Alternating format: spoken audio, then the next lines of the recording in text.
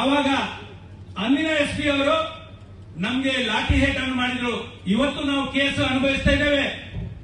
ಆವಾಗ ಪ್ರಮೋದ್ ಮಂತ್ರಾಜ್ ಈ ಆಕ್ರೋಶವನ್ನು ತೋರಿಸಲೇ ಇಲ್ಲ, ತೊಂದರೆ ಇಲ್ಲ. ಆದ್ರೂ ನಾವು ಅದನ್ನು ಅನುಭವಿಸಿಕೊಂಡು ಬಂದಿದ್ದೇವೆ.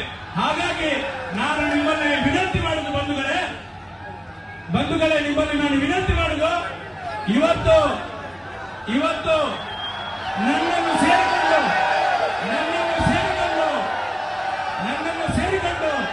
ಇವತ್ತು ಯಾವುದೇ ರಾಜಕೀಯ ಮುಖಂಡರ ಮಾತಿಗೆ ನೀವು ಬೆಲೆ ಬರಬೇಡಿ.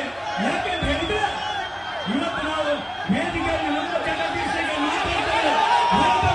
ಇದು ಬೇರೆ ಯಾವ ಉದ್ದೇಶಕ್ಕೆ ನಡೆದಿದೆ. ಖಂಡಿತವಾಗಿ ಮೀನುಗಾರಿಕೆಗೆ ತೊಂದರೆ ಆದಾಗ ಖಂಡಿತ ನಾವು ನಿಮ್ಮ ಪರವಾಗಿ ಇದ್ದೇವೆ. ಯಾವ ಸಂದರ್ಭದಲ್ಲಿ ಇದ್ದೇವೆ, ಅದು ಯಾವುದೇ ಸಂದರ್ಭದಲ್ಲಿ ನಾವು ರಾಜಕೀಯ ಮಾಡಲಿಕ್ಕೆ ಹೋಗುವುದಿಲ್ಲ. ಯಾವುದೇ ಸಂದರ್ಭದಲ್ಲಿ ಮೀನುಗಾರಿಕೆ ಬಂಧುಗಳಿಗೆ ತೊಂದರೆ ಆದಾಗ ನಾವು ನಿಮ್ಮ ಜೊತೆ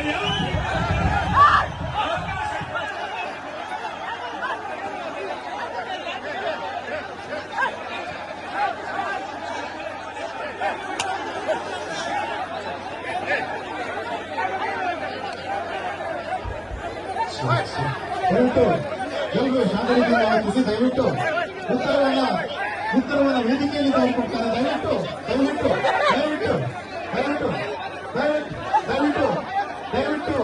ದಯವಿಟ್ಟು ಬಂಧುಗಳ ದಯವಿಟ್ಟು ಗಮನಿಸಿ. ದಯವಿಟ್ಟು